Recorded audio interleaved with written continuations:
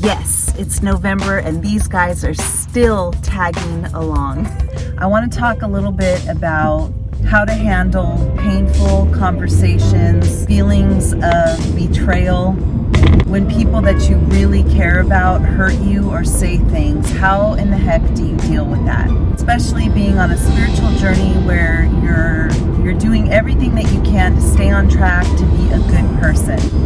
You don't want to overreact, but you're having a reaction, an emotional reaction to something that happened to you, and how do you go about just dealing with those sorts of things? We have to just honor what our feelings are.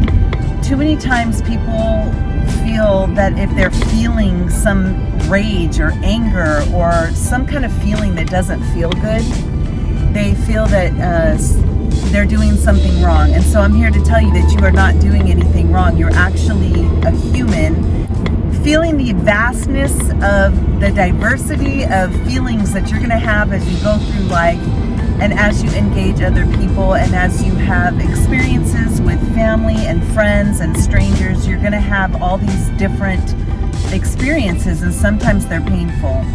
One of the ways that helps me is just to first sit with that feeling and understand what it is that I'm feeling and acknowledge that.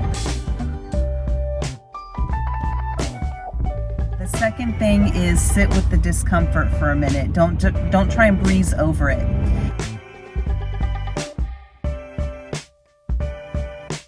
Don't go into the mindset of attacking and talking yourself into this attack mode. Rather, sit with the discomfort of what it is you're feeling and then why you're feeling it. And sleep on it. If someone has said something or done something to you and you've commented on it and it's still bothering you, I just tell people sleep on it. It's what I do. I might respond to something, but then I'll sleep on it. And if it's still bothering me the next day, I decide whether or not I need to have further conversation with somebody about something, or sometimes you just realize that whoever it is not worth the conversation. It could be something that's someone who's not even really in your life. So you could ask the question, what level of importance does this person have in my life?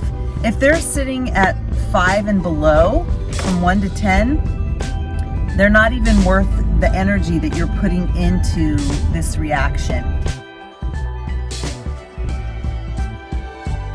So what I tell people is really think about whether or not you need to have this reaction or whether or not you just have to regulate your own energy in this regard and move on.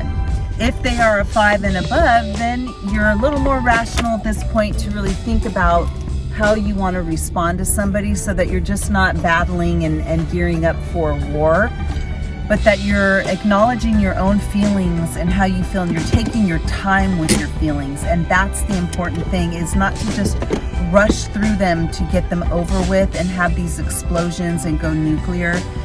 Focus on what it is that you're feeling and the experience that you're having. Analyze that a little bit. Sit with the discomfort of that. Understand what your truth is. Understand that you don't need anyone's approval or validation to have your feelings be true.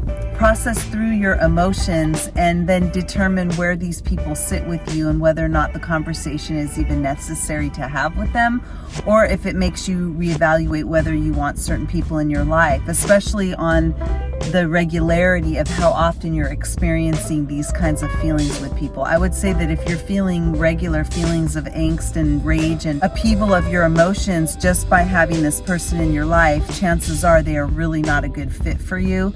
And sometimes it's just family related, where there's arguments and there's things that we disagree about, or there's hurt feelings or different ways that we look at things. And so sometimes it's a matter of just understanding what your boundaries are and then declaring those and making sure that everyone is operating within their boundary areas and they have an understanding that, like the phrase says, you can agree to disagree. That's okay too. Honor your own feelings. At the end of all of those statements, just honor the feelings that you have. You don't have to be in a perfect state of love, bliss, and joy in order to be a spiritual person. You are going to have feelings of upset, hurt, rage, betrayal, all these things. And this is also part of the human experience.